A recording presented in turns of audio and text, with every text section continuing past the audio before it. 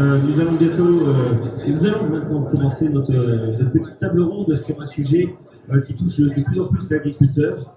On va parler d'évolution sociologique. On accueille d'ailleurs à ce sujet le professeur François Purseigle, qui est directeur du département des sciences et économie sociale et gestion de l'ENSAP, donc Agro Toulouse, titulaire également de la chaire Germien, je crois que vous allez nous en parler, François. Des recherches qui sont consacrées à l'évolution des entreprises agricoles et aux nouvelles formes de l'organisation de la production. Nous avons également sur le plateau Jean-Michel de VotreMachine.com, VotreMachine.com qui connecte les regards entre eux et qui permet aux agriculteurs de valoriser leur matériel via la location, ou de faire appel à la location éventuellement.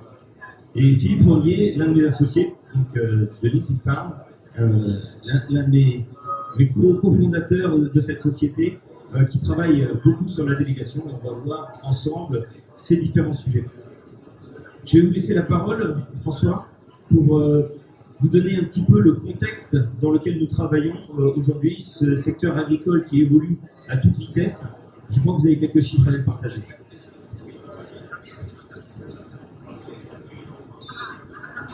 Impeccable.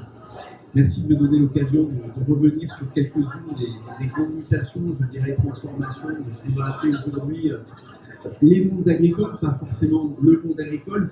Mon propos va avoir pour objectif de montrer qu'on est face aujourd'hui à une pluralité de projets entrepreneuriaux et des projets entrepreneuriaux en fait, qui se construisent différemment, qui se construisent entre faire ensemble et faire faire, et qui renvoient en fait finalement à la capacité qu'ont les acteurs à s'adapter à de nouvelles transformations qui ont cours, et notamment à des transformations d'ordre démographique qui caractérisent le secteur, qui aujourd'hui est marqué par un effacement, je vais revenir là-dessus, du nombre d'actifs familiaux au sein de la ferme France.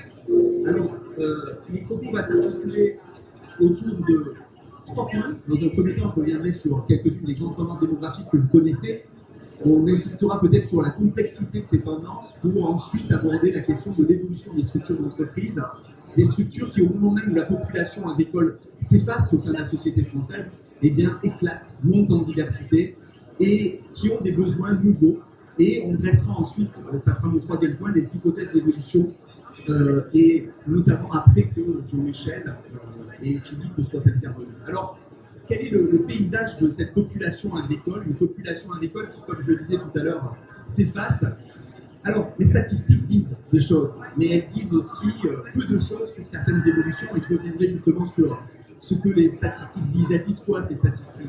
Elles disent que, immanquablement, la population des chefs d'exploitation, et je dis bien des chefs d'exploitation, s'efface et continuera à s'effacer. Il ne faut pas oublier qu'aujourd'hui, on a à peu près 400 000 chefs d'exploitation, d'après les chiffres consolidés de l'INSEE, 430 d'après la Mutualité sociale agricole. Ce chiffre devrait continuer à fondre dans les années qui viennent. On a une population de chefs d'exploitation de plus de 60 ans de l'ordre de 25%, c'est-à-dire qu'il y a à peu près un quart des chefs d'exploitation qui vont partir à la retraite d'ici 5 ans, ça sera la moitié d'ici 10 ans. Alors, cet effacement de la population agricole, il touche spécifiquement la population des chefs d'exploitation, ce qui me laisse à penser que, d'une certaine manière, le visage du producteur agricole va changer immanquablement et que l'activité agricole peut-être demain sera portée par d'autres figures.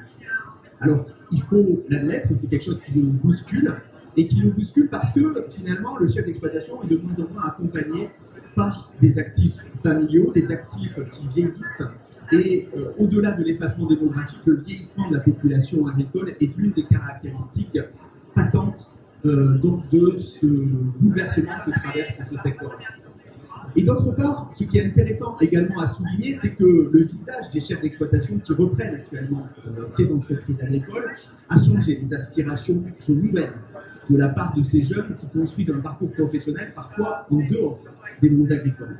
Et c'est vrai des néos, comme on les appelle, mais c'est vrai également des enfants d'agriculteurs qui découvrent le monde du travail par la case du salariat, à travers la case du salariat. Donc ils arrivent sur des exploitations avec des projets de vie, des projets professionnels qui sont de plus en plus divers. Et un chiffre est important également à souligner, c'est celui de ces pluriactifs multispécialisés. Ils sont à peu près 30%, c'est moins de 40 ans qui s'installent en gardant un pied dans une autre activité. et ce, pour sécuriser leurs revenus, ou parce qu'ils considèrent que l'agriculture est une étape dans une carrière beaucoup plus plurielle. Donc on voit une chose apparaître, c'est un déplacement des valeurs. On a de nouvelles générations d'agriculteurs qui conçoivent la valeur de leur entreprise différemment, qui conçoivent le travail sur l'exploitation différemment, qui font des choix, qui conçoivent le rapport au foncier différemment, qui considèrent le produit différemment. Ce qui explique qu'un certain nombre d'installations se font à côté des exploitations qui seraient à reprendre. Et c'est bien ça le problème de l'agriculture française. Ce n'est pas un problème d'attractivité, c'est un problème d'inadéquation aussi entre l'offre et la demande d'entreprises agricoles. Et dans certaines régions, on a des installations, sauf que ces installations, elles se font sur des filières qui ne sont pas forcément connectées à des outils de transformation ou de collecte. Et d'autre part, ces installations, elles ne tiennent pas forcément dans la durée. Donc là, il y a un enjeu fort à maintenir la capacité productive du pays, notamment dans certaines régions où on voit bien que l'exploitation est de moins en moins consolidable par les actifs familiaux, et donc il est nécessaire aussi de trouver des solutions pour faire en sorte que l'entreprise agricole soit là demain. Et ça, c'est quelque chose qui ne va pas de soi, et d'autre part, quand un jeune reprend une exploitation, il ne fait pas de transmission, l'alpha et l'oméga de son projet. Et il souhaite déconnecter vie privée et vie professionnelle, ce qui a des incidences dans l'organisation du travail. Et à côté de cela, on voit qu'au moment même où s'efface la population agricole, on aurait pu penser que les exploitations allaient s'homogénéiser.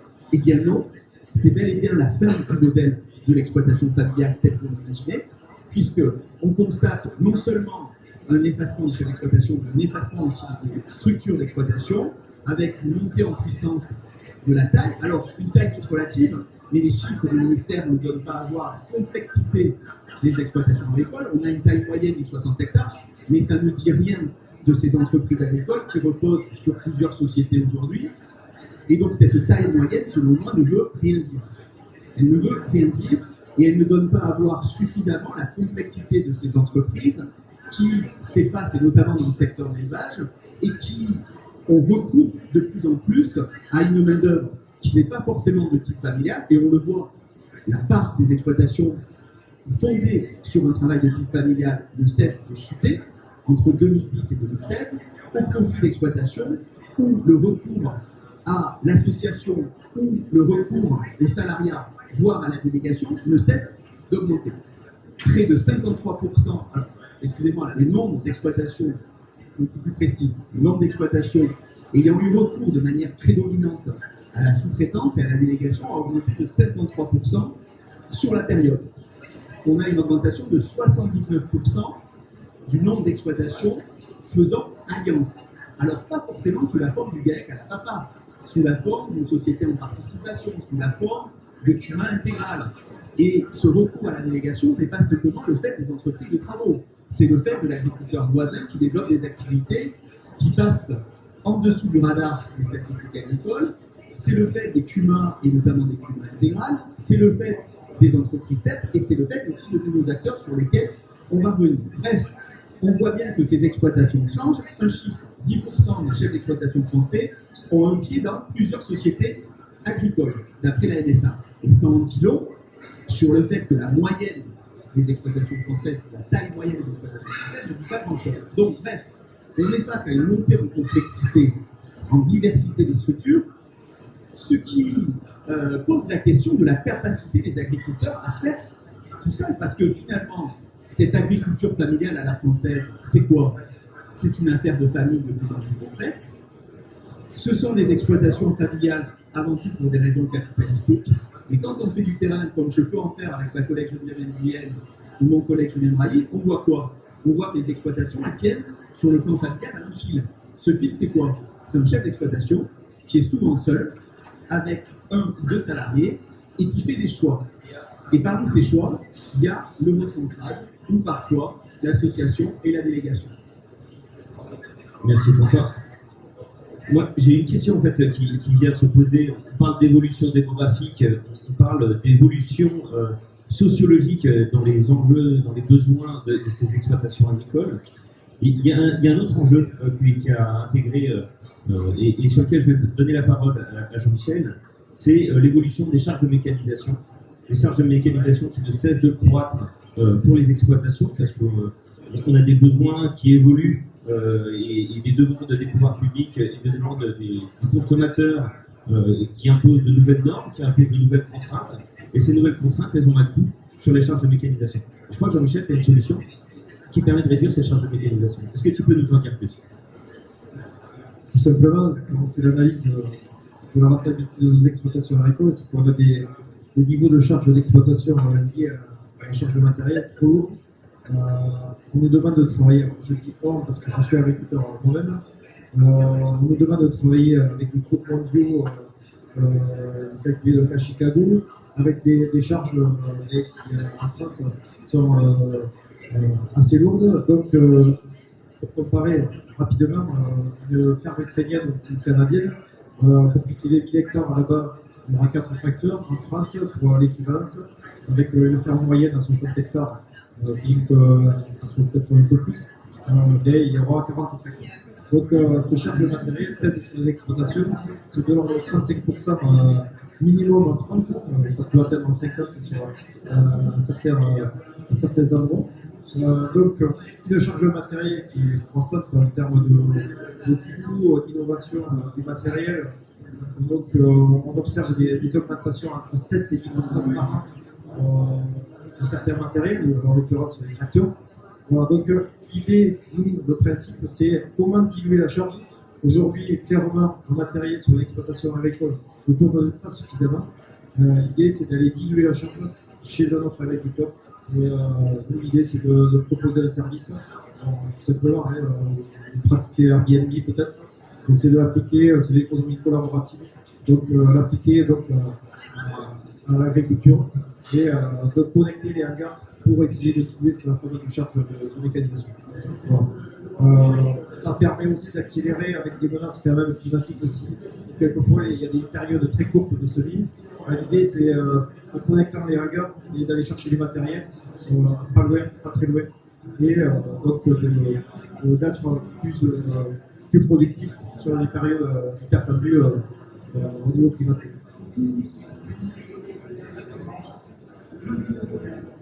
Alors, au service, eh bien oui, j'allais te poser la question. Rapidement de présenter ton service, parce que tout le monde ne connaît pas ton service, enfin presque tout le monde, c'est pas tout le monde. Bon, on a 3 engagements. Alors, l'objectif de notre machine.com, c'est d'agir sur la compétitivité des exploitations agricoles, donc surtout sur la mécanisation.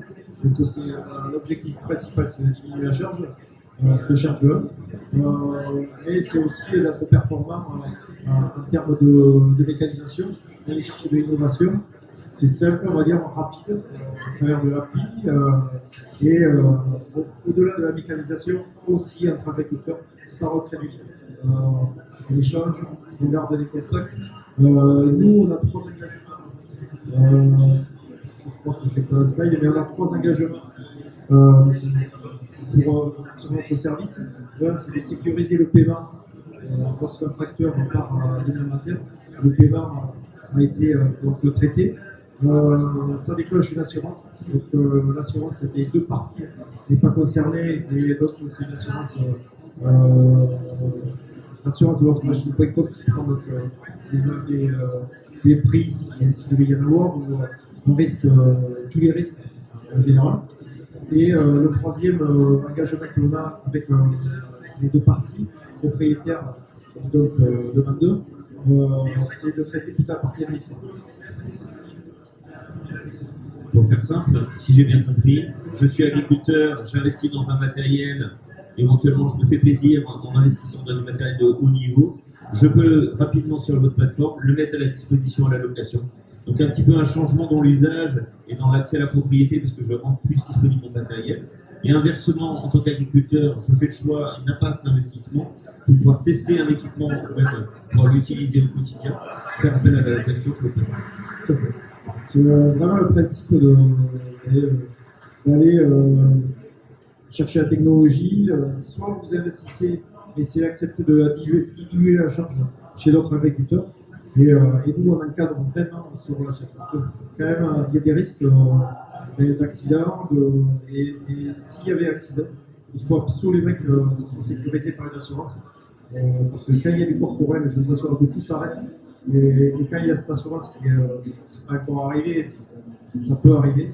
Voilà, cette partie administrative qui est traitée et l'assurance qui est mise en place, bon, ça sécurise vraiment la relation. Ça permet donc de travailler avec du matériel de réserve tout en sécurité. Très bien. On a une évolution démographique très importante. On a une évolution également dans les charges de mécanisation qui ne cessent de croître et des nouvelles attentes de la part des consommateurs ou des pouvoirs publics.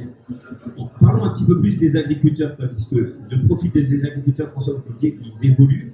On peut se poser la question de ces agriculteurs qui vieillissent. Est-ce que leurs attentes, leurs envies évoluent concernant l'activité de la production sur leur exploitation, mais également sur ces nouveaux acteurs, les nouveaux arrivants qui arrivent sur le terrain, plus réactifs ou non. Mais en fait, qui va être vraiment sur la machine au quotidien demain? Ah ben c'est une vraie question qui a été posée notamment par le magazine que vous connaissez tous, Entraide, le magazine des CUMA, magazine du faire ensemble, je dirais, mais qui lui-même se pose la question, et on le voit bien, les organisations traditionnelles aujourd'hui, qui étaient fondées sur le faire ensemble, sont bousculées par le fait que tout simplement le nombre d'adhérents diminue, ces adhérents vieillissent, et que la question de toute façon de prise en charge des activités productives, elle est posée. Alors, c'est un tabou en France notamment d'interroger, de se poser cette question-là, et je pense qu'il faut se la poser, et c'est quand même intéressant de voir que c'est le magazine des CUMA lui-même qui pose la question en avril 2020, qui montera sur le tracteur, et c'est une question éminemment sociologique, sur laquelle on travaille actuellement. Je n'ai pas la réponse, mais ce qui est sûr, c'est que le visage du producteur agricole, demain, va forcément changer, c'est ce que j'ai expliqué tout à l'heure. Alors, revenons justement sur un certain nombre d'éléments. Parmi ces éléments, eh bien, on voit bien une chose, on parle souvent de l'industrialisation de l'activité productive agricole, mais moi je trouve qu'il y a un phénomène important à souligner aujourd'hui dans les campagnes, qui n'est pas simplement le fait des entreprises de travaux, qui est le fait des agriculteurs eux-mêmes, qui participent du mouvement, c'est le développement d'une tertiarisation de l'activité productive agricole. Et ça, à mon avis, c'est un phénomène très invisible, qu'on a pu justement souligner dans le cadre de nos publications avec Geneviève et Julien Brailly, et qui donne à voir un secteur qui se tertiarise. Oui, la production agricole est une activité de service comme une autre, et on voit bien qu'il y a une multitude d'acteurs sur ce marché, un marché qui représente aujourd'hui 4 milliards d'euros d'après l'INSEE. Et on le sait tous, 60% d'après le recensement agricole des agriculteurs ont recours à au moins un sous-traitant, ne serait-ce que pour récolter lors de la moisson ou lors des vendanges. Donc c'est pas quelque chose de complètement nouveau. Par contre, ce qui est nouveau, c'est le fait qu'on voit apparaître dans les espaces agricoles une nouvelle figure. C'est celle qu'on avait vu apparaître dans le secteur commercial et industriel dans les années 70, l'assistant à maîtrise d'ouvrage. C'est-à-dire l'orchestration de la production n'est pas simplement le fait aujourd'hui d'exploitants qui ne peuvent pas tout assumer, et bien donc certains mettent en place des dispositifs, on parle là de Codemachine.com, de Liquidbar, pour prendre en charge toute ou partie de l'activité agricole. Parce que là aussi, de toute ou partie, c'est important de le souligner, cette affaire est beaucoup plus complexe qu'on pourrait le penser, et on le voit, d'après ce schéma qu'on a publié dans une note du ministère de l'Agriculture, l'assistant à maîtrise d'ouvrage prend des formes multiples, et cet assistant à maîtrise d'ouvrage, il est mobilisé non seulement par des négoces, des groupes industriels, parfois des coopératives d'accro ou de stockage, parfois même des CUMA, parfois même des CETA, puisqu'on l'a vu, notamment dans le bassin parisien ou dans l'envie, des CETA ont développé des services dédiés à la prise en charge du travail. Et ce, en partie, avec des entreprises locales, voire même avec d'autres CUMA. Donc, c'est quand même intéressant de voir que les choses bougent et que les entreprises qui étaient, ou du moins les organisations fondées sur du faire ensemble, eh bien, se mettent aussi à développer de nouvelles offres de services. Et ce qui est vraiment intéressant à souligner, c'est qu'on passe, selon nous, d'une sous-traitance de capacité, celle de petits exploitants qui n'avaient pas les moyens d'acheter une moisse-batte ou une machine à vendanger, à une sous-traitance stratégique portée par des moyennes et des grandes entreprises. La sous-traitance, c'est pas simplement les petits qui ne peuvent pas faire. C'est pas simplement le fait de ces acteurs-là. Regardez ces chiffres, entre 2010 et 2016, une croissance annuelle de 4,1% 4,1% pour les moyennes et grandes exploitations, un taux global de 27%. Donc on voit bien que les raisons qui conduisent à sous-traiter ne relèvent pas simplement d'une incapacité à faire, mais d'une volonté de faire autrement. Tout simplement parce qu'on est face aussi non pas simplement à des chefs d'exploitation, mais à des entrepreneurs qui ne mettent pas le curseur de la même manière et au même endroit que les parents ou grands-parents. Donc ça, c'est important à souligner. Et on le voit à travers cette typologie qui a été diffusée dans une note du ministère. Celui qui sous-traite, eh bien, il sous-traite le plus souvent, c'est le cas 1, comme son père, c'est-à-dire il fait appel à un entrepreneur qui vient faire la misbane. Mais on a de nouveaux adoptants. On a aussi des chefs d'exploitation qui sont soucieux de la transition agroécologique et qui font quoi? Eh bien, qui font le pari, par exemple, de l'agriculture biologique, mais qui veulent acheter un semoir, eh bien, qui se disent, je vais passer par une entreprise de travaux ou un nouvel assistant à maîtrise d'ouvrage pour tester du matériel. On a des agriculteurs qui sont parfois un peu dans l'incapacité de gérer des risques nouveaux. Prendre le pulvé dans le village, ça ne va pas forcément de soi, et donc passer par une entreprise de travaux permet de déléguer ou de déporter le risque sur l'agriculteur. On a des agriculteurs qui sont contraints, et puis on a des agriculteurs qui, parfois, ne peuvent plus assumer la totalité de la gestion ou de l'activité productive agricole, et qui vont déléguer totalement. Alors, cette délégation totale qui fait grand bruit aujourd'hui, ça peut être le fait d'exploitants qui vont voir arriver leur enfant dans les 5 ans qui viennent. Le gamin ne peut pas reprendre alors que le père vient d'avoir un accident de la vie. Et ce que je vois sur le terrain, c'est que les CUMA, et notamment les CUMA intégrales, prennent en charge le travail pour le compte de ces adhérents dont les gamins ne reprennent pas et font du portage de foncier indirectement, et c'est pas dit, et le relibère ensuite le foncier au bout de 5 ou 10 ans, ou alors on va faire porter par une entreprise de travaux. Donc on voit que les choses sont beaucoup plus complexes qu'un seul abandon. Alors, je ne nie pas qu'il y a des logiques d'abandon, on le voit notamment dans des régions céréalières comme le Lauragais, dans l'Eure ou les Charentes. Vous avez à peu près dans ces 3 départements 20 000 hectares de céréales qui sont délégués intégralement à des tiers. Pour l'OTEX 15, c'est-à-dire l'OTEX des céréales. Ça veut dire qu'effectivement, oui, il y a parfois une délégation totale. Mais que constate-t-on aussi? C'est qu'au-delà de ce chiffre des 12% d'exploitation céréalière qui délèguent toute la partie grande culture, on a 26% des exploitations en bovin viande qui délèguent toute la partie culture, et c'est à peu près 5% des exploitations en bovin lait. C'est à peu près 16% des exploitations bretonnes qui délèguent l'intégralité de la partie culture. Pourquoi? Parce qu'il y a des logiques de recentrage. Parce que les gars, ils sont seuls sur la ferme, ils ne peuvent pas tout faire. Le voisin, eh bien, il a pris sa retraite, et le faire ensemble est de moins en moins possible à l'échelle de certains territoires.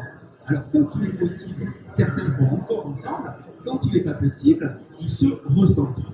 Et ce sont les stratégies de recentrage qui sont à l'œuvre aujourd'hui dans ces exploitations où vous voyez que le mouvement est à l'œuvre. Ce sont parfois des logiques d'abandon ou ce sont des logiques d'approvisionnement pour des industriels qui jusqu'alors passaient par du contract farming assez conventionnel, assez connu, et qui préfèrent passer par une nouvelle figure qui est celle de l'assistant à maîtrise d'ouvrage pour prendre en charge la construction de l'assolement. Et donc, on a un contract farming qui se fait par l'intermédiaire de cet assistant à maîtrise d'ouvrage. Donc vous voyez que les choses sont assez compliquées, elles sont plurielles, et elles donnent à voir, surtout selon moi, de nouvelles ambitions qui se dessinent à l'échelle de la ferme France. Merci François. Philippe, on voit bien qu'on en parle de cette délégation de travaux agricoles. Cette délégation, elle explose de toutes parts. Et il y a une question qui revient souvent quand on présente ce modèle de la délégation complète, c'est quel est le coût? Et on peut se poser la question de est-ce que ça me coûte plus cher de déléguer ou est-ce que ça me coûte plus cher d'avoir mes propres machines avec un investissement qui n'est pas forcément toujours raisonné de la part de nos agriculteurs. Et je crois je suis sûr. On a fait une étude il y a 3 ans. Est-ce que tu peux nous faire un plus? Ah oui, effectivement, les charges de mécanisation sont un grand thème pour les agriculteurs et bien souvent ils n'ont pas conscience de leurs propres charges. Parce que pour calculer des charges de mécanisation pour un exploitant, il faut aller dans son compte de résultat et faire la somme des amortissements, des consommations en carburant, des assurances, des casse-machines, etc. Et donc, quand on analyse ça de manière plus fine, on s'aperçoit que ce sont des charges qui sont plus ou moins importantes en fonction du type d'exploitation. Donc là, c'est des barres bleues sur ce graphique. Mais lorsqu'on délègue complètement ses travaux à un tiers, où on aura des factures qu'il va falloir payer, donc il va y avoir un décaissement qui est important, la première réaction des agriculteurs, ça va me coûter cher. Ça va me coûter cher parce que je signe des chèques. Mais quand on compare réellement le coût, qui vient donc impacter la rentabilité d'exploitation, on s'aperçoit qu'à travail équivalent, le fait d'externaliser, ça coûte moins cher. Parce que globalement, si je schématise, les machines qui sont utilisées par ces entrepreneurs ou ces agriculteurs qui externalisent et qui font de la délégation pour d'autres agriculteurs, ils ont un taux d'utilisation, un nombre d'heures d'utilisation de ces machines par an qui est beaucoup plus important. Donc le coût ramené à l'heure ou le coût ramené à l'hectare est plus compétitif. Et ça, cette comparaison, elle est donc de l'ordre, on a un delta de l'ordre de 5 à 20% en fonction du type d'exploitation. Et c'est en ignorant le fait que l'agriculteur a une valeur également. Le temps qu'il passe sur sa machine, il ne le passe pas à faire autre chose. Et il est possible de le valoriser. Donc voilà, globalement, la différence qu'on peut constater. Et aujourd'hui, avec l'augmentation du coût des machines, ce delta est certainement encore plus important. Maintenant, Philippe, est-ce que tu peux nous présenter Linkin Farm? Peut-être d'abord, avant même de présenter Linkin Farm, c'est de présenter le schéma actuel utilisé par la plupart des agriculteurs. François disait tout à l'heure qu'il y avait une externalisation qui existait déjà. Je crois qu'elle est de l'ordre de 10%. C'est ça. Est-ce que tu peux nous en dire plus? Et du coup, comment fonctionne Linkin Farm dans ce schéma? Alors, typiquement, un agriculteur va externaliser une petite proportion de ses travaux. On parle d'une ferme classique. Et typiquement, on va aller externaliser les travaux de récolte. Donc, ça va être typiquement le battage, l'ensilage, l'arrachage de pommes de terre, de betteraves, etc. Tous ces travaux qui nécessitent des machines qui coûtent plusieurs centaines de milliers d'euros. Donc voilà, dans le schéma classique, l'agriculteur fait la conduite de ces cultures du travail du sol au semis jusqu'à la récolte, mais la récolte, il externalise. Donc ça représente environ 10% des travaux. Dans ce schéma, l'agriculteur a une partie de son matériel, soit en propriété, soit également à travers de la location, comme l'expliquait Jean-Michel tout à l'heure. Dans le schéma Linkin Farm, on va externaliser une proportion plus importante de ces travaux. Et donc, l'assistant à ouvrage dont parlait François tout à l'heure, c'est typiquement celui que nous, on va appeler le chef de culture dans notre schéma. Et ce chef de culture est le décisionnaire pour le compte de l'agriculteur. Par contre, on ne possède pas de machine. Donc, on externalise tous les travaux, puisque des machines sur le sol français, il y en a autant qu'on le souhaite. J'ai envie de dire, je suis un ancien du machiniste.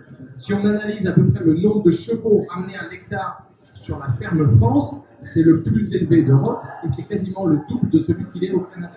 Donc, ça veut dire qu'on a plein de machines sur le sol français.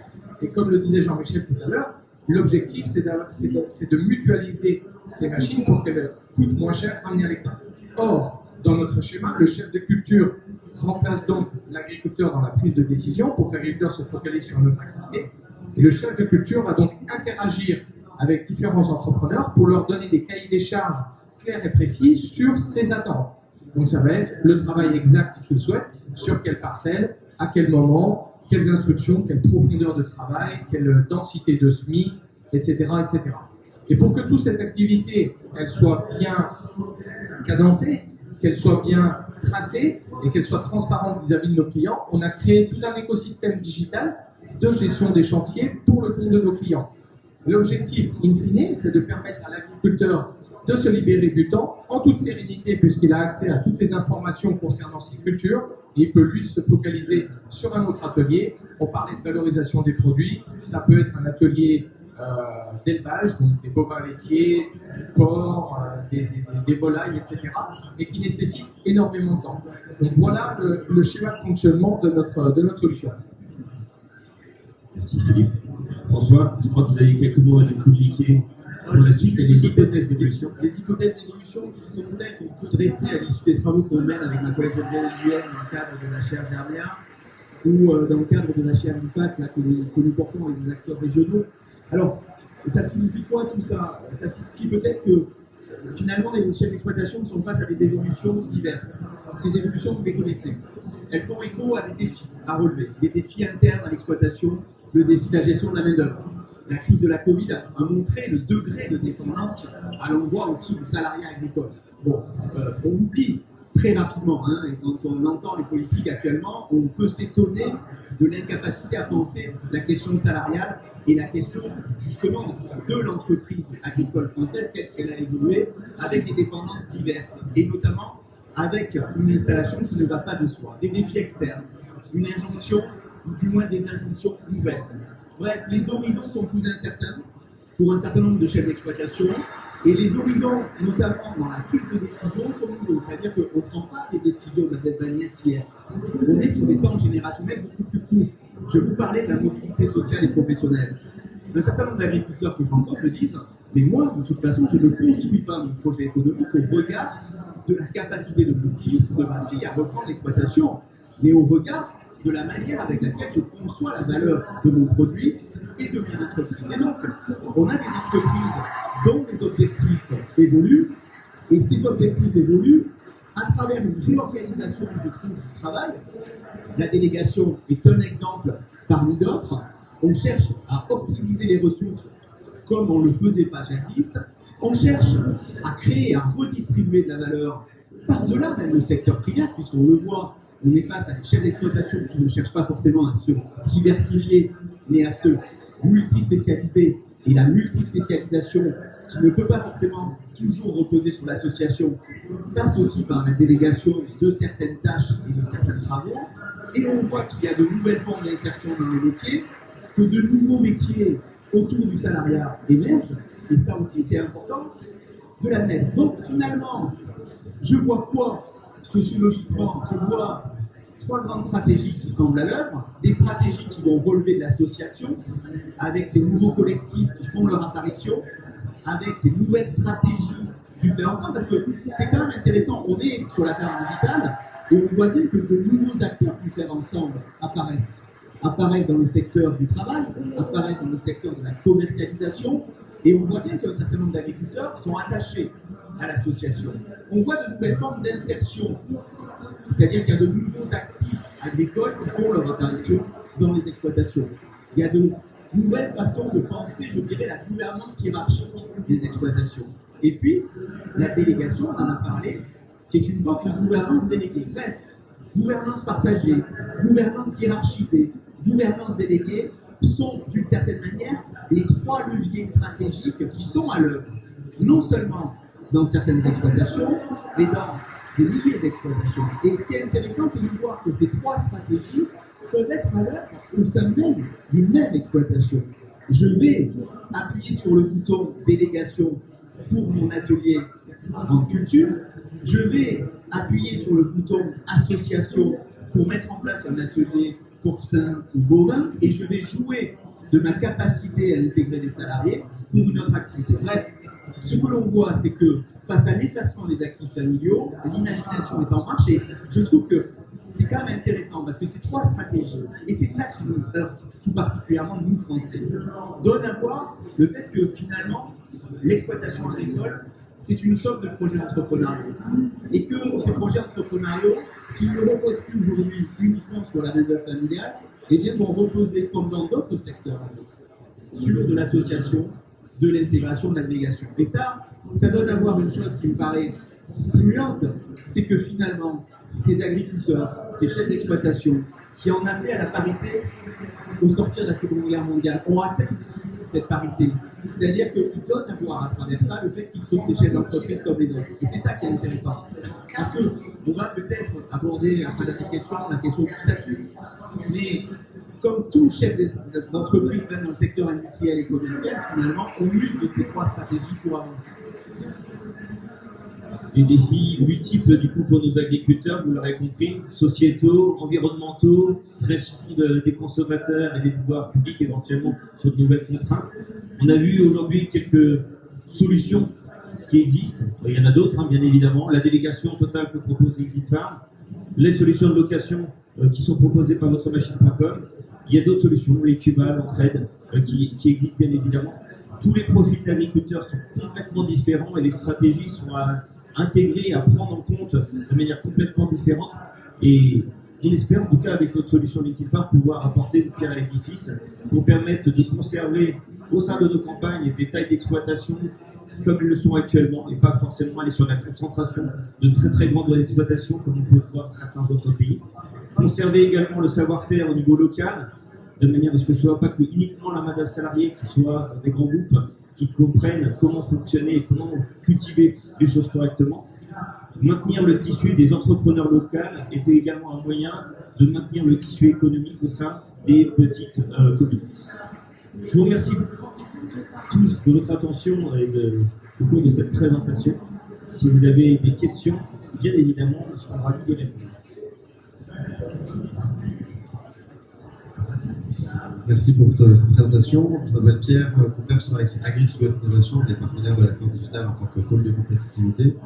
Toute la présentation m'inspire une question. Est-ce que vous pensez que les OTA, ou les organismes chez qui on délègue le travail en agriculture, seront des nouvelles voies de diffusion de l'innovation technologique, matérielle, capteurs ou autres services? Est-ce que ces nouvelles formes d'organisation du travail sont aussi des nouvelles façons de faire diffuser l'innovation dans les exploitations? Oui, clairement, on a tendance à le constater également de notre part. Les entrepreneurs ayant des grosses volumétries sont typiquement le genre d'acheteurs de machines de dernière technologie, avec des systèmes de guidage, avec des systèmes de coupure de tronçons sur les cultivés, etc. Avec des machines qui sont renouvelées relativement régulièrement, donc ça veut dire qu'ils sont aussi, en termes de normes de pollution, moins polluantes.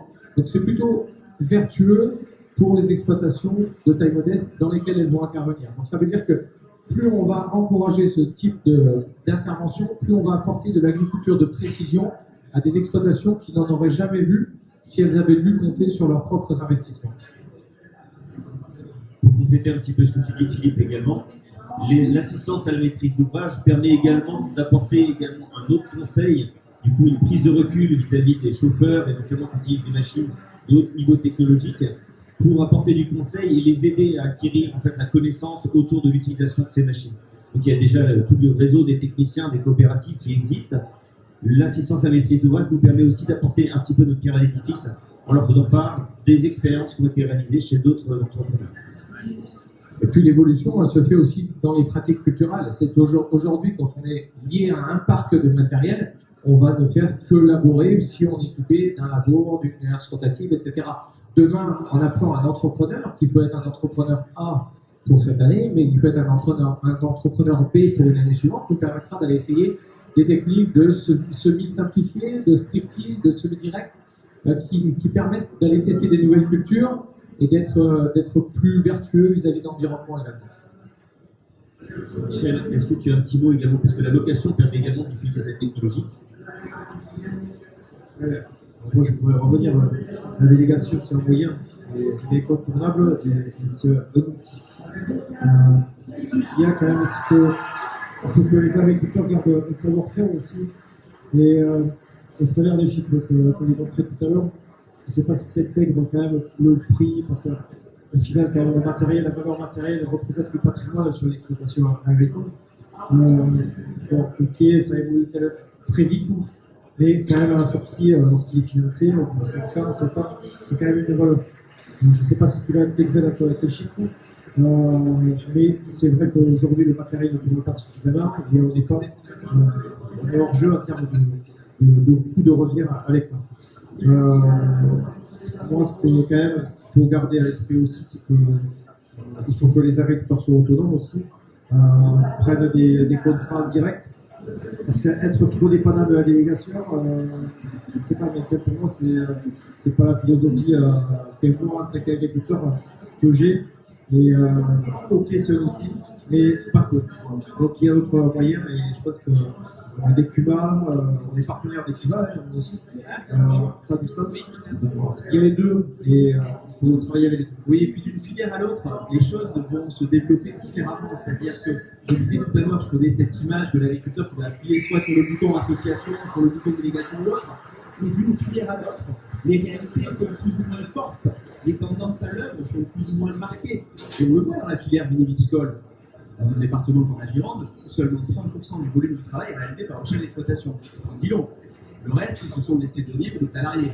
Et l'essentiel de cette production stratégique et la production viticole, il faut quand même l'admettre, et le fait de salariés et d'entreprises de sous-traitance qui prennent parfois même toutes les tâches à l'œuvre, donc c'est même parfois plusieurs sous-traitants. En fait, finalement, d'une filière à l'autre, on va voir s'exprimer plus ou moins ces trois grandes stratégies, je pense. Et pourquoi? Parce qu'il va falloir répondre, et on en parle, à cet enjeu de souveraineté alimentaire. Et la question qui est posée, c'est quelles seront les solutions les plus idoines pour faire en sorte qu'à l'échelle des territoires, eh bien, tout simplement, l'emploi et l'activité agricole soient préservés. Parce que, de toute façon, on le voit bien, il y a un enjeu fort et il y a le fruit dans certaines campagnes si on veut pouvoir maintenir des outils de transformation et des outils de collecte. Donc, il va falloir piocher dans cette palette, comme le disait Jean-Michel, d'outils et d'instruments qui ne restent que des outils ou des instruments. Merci pour la question. Est-ce qu'il y en a d'autres dans l'Assemblée? Des personnes qui veulent poser une petite question?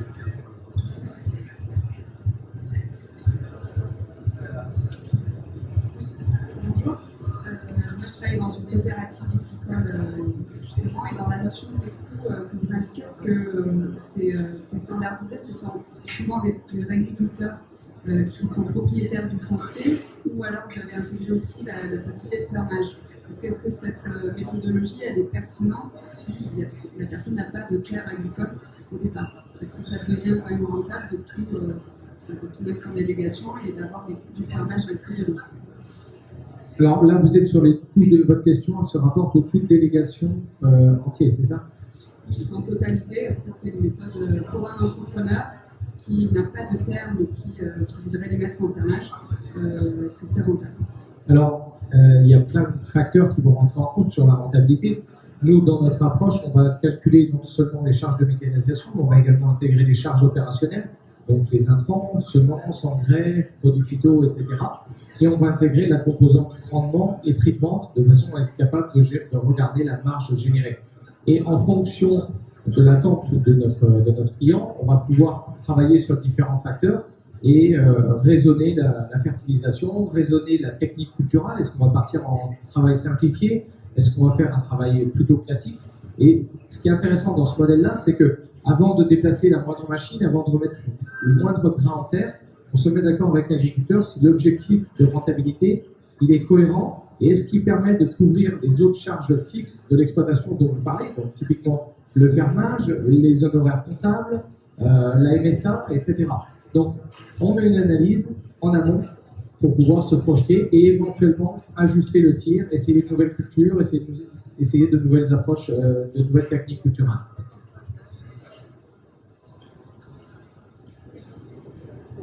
Et vis-à-vis en plus du fermage, il y a quand même le remboursement des emprunts lorsque vous êtes dans le rachat des terres, éventuellement en fin de gamme, qui sont un peu l'étude qu'on a fait il y a 3 ans, et c'est exclusivement sur les charges de mécanisation, sur une exploitation moyenne.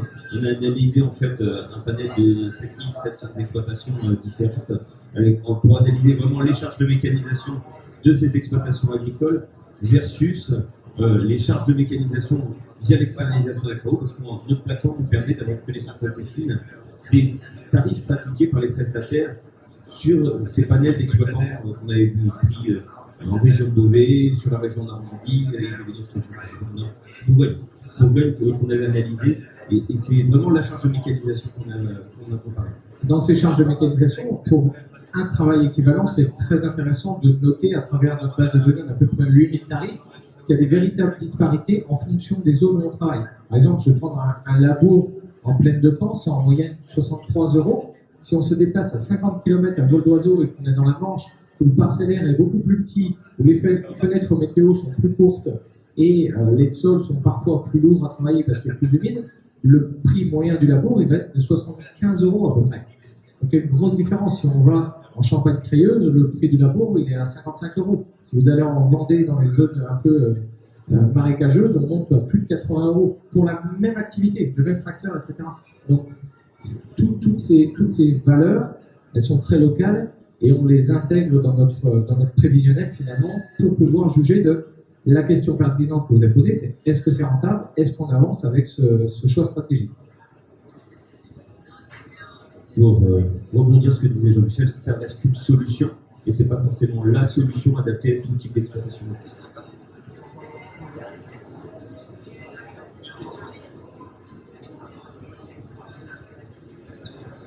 Eh bien, on vous remercie beaucoup. On va pouvoir profiter d'un petit pot offert par Jean-Michel sur la partie boisson, c'est ça? Je suis agriculteur aussi, mais bon, avec les farmers, on est associés. Et donc, le cocktail, normalement, c'est d'autres. Merci à tous. Merci.